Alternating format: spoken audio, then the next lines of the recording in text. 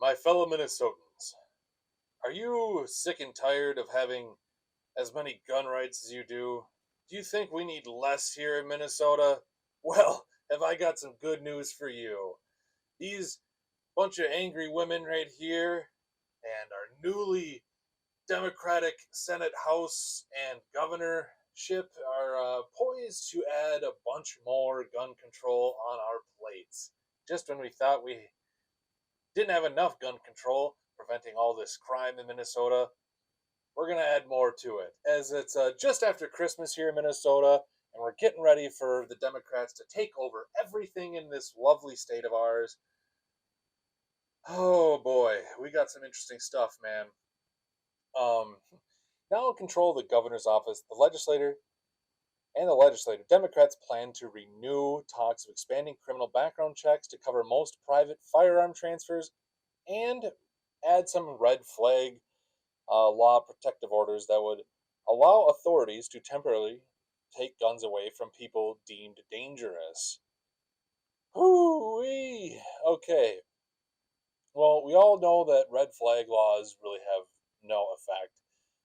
Colin Noir has already done plenty of videos where he's showcasing, like, even Joe Biden saying that gun control doesn't work because criminals don't follow the law. It's just that simple, you guys. We need to address the more fundamental issues.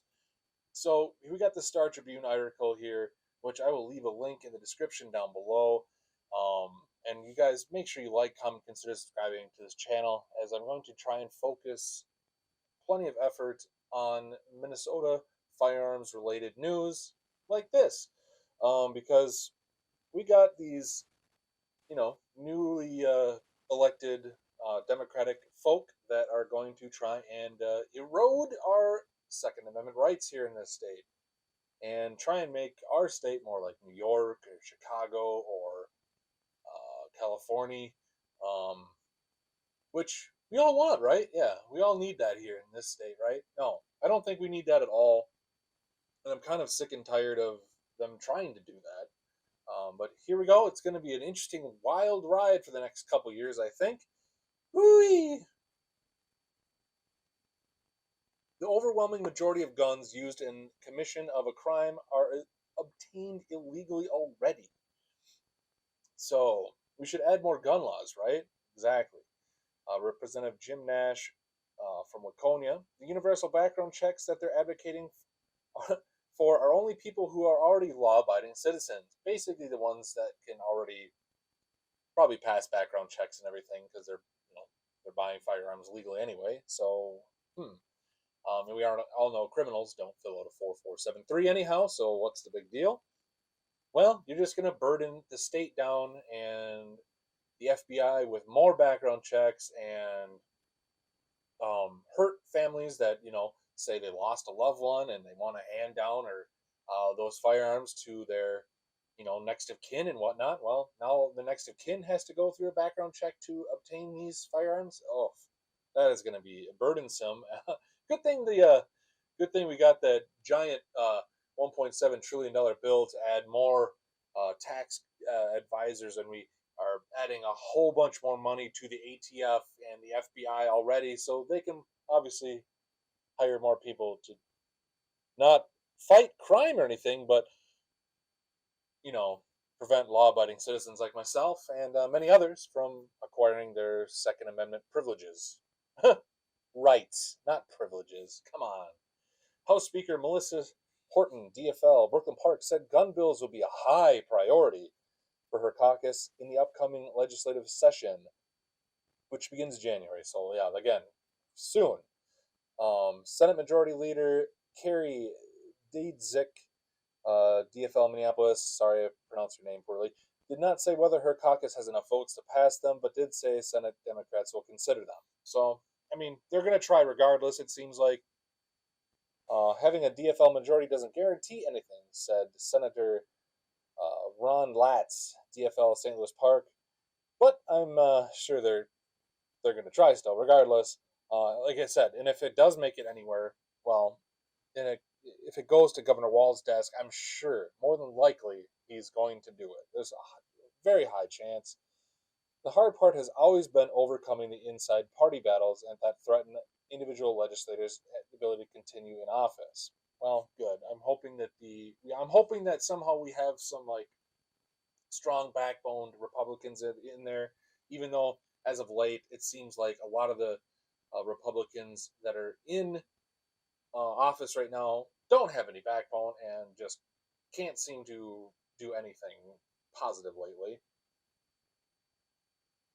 The red flag proposal would create a process in which law enforcement, family, or household members could petition a court to temporarily prohibit someone from possessing a firearm if the person possesses significant danger to individuals or others. Petitioners would have to submit an affidavit under oath detailing specific concerns and supporting evidence.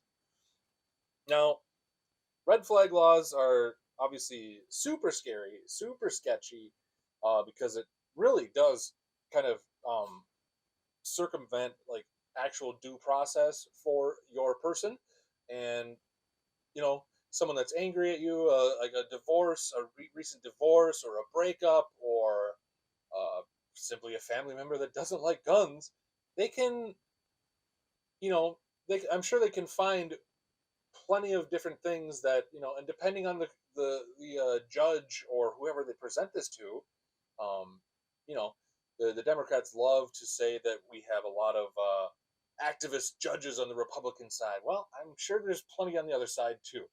Um, so there's probably going to be red flag laws. I just see as a terrible thing, plenty of bias, and just completely circumventing the due process thing. And well, they're going to take your guns. They're going to go away. I don't know how many people actually get their firearms back. And better question is, do they come back in the same condition that they left? Probably not. Um, it's terrifying. We can't do this. We can't let this happen. We need to fight back against this for sure. Um, the petitioner can be charged with perjury if they are lying, Pinto said. Well, well, I'd love to see statistics on that too. I probably should try and find some to see if anyone has actually like red flag laws have actually backfired on the person accusing. That'd be really interesting. Um, then we got Rob Dorr, senior vice president of the Minnesota Gun Owners Caucus, has concerns about both bills. He said the expanded background checks could create tremendous burdens for law-abiding gun owners. Yeah, like could you imagine like trying to hand down like firearms after someone's deceased? Like it'd almost be easier to uh, give these up to an auction house or something like that. And that's probably what they'd love to do because then it spreads it out over a wider vast of people, and you can't just. I don't know. I don't know what their actual goal is here, why they think these gun laws actually, and what they actually prevent. But we all know it doesn't. We don't need more stuff. So yeah, I think I'm gonna follow this article for you guys. Again, link to it in the comments and description below. Like, comment, consider subscribing if you're new here. We don't want more of this stuff in Minnesota. We don't need more of this stuff in Minnesota. There's already enough infringements on our rights in this state and country as a whole, and we see how little it does to circumvent crime, especially considering how much crime has risen in Minnesota since 2019. It's outrageous. The media doesn't like to talk about it a whole lot, but there's a great guy on Twitter you should follow, the MN Crime Watch guy, who's actually doing a wonderful job of tracking this stuff and pointing out all the different terrible things that are happening in this great state of ours. I don't want to see it go down the hole. Make sure you get your concealed carry permit. Protect yourself and your family, because when seconds count, the police are only minutes away. And we already know that they don't have any duty to protect us and take bullets for us anyway. They're there to clean up the crimes and figure out what happened after the fact. Guys, you are the only one that's responsible for your safety, not the police, no one else. Take care of yourself and your family and your loved ones. And yeah, we'll follow this story.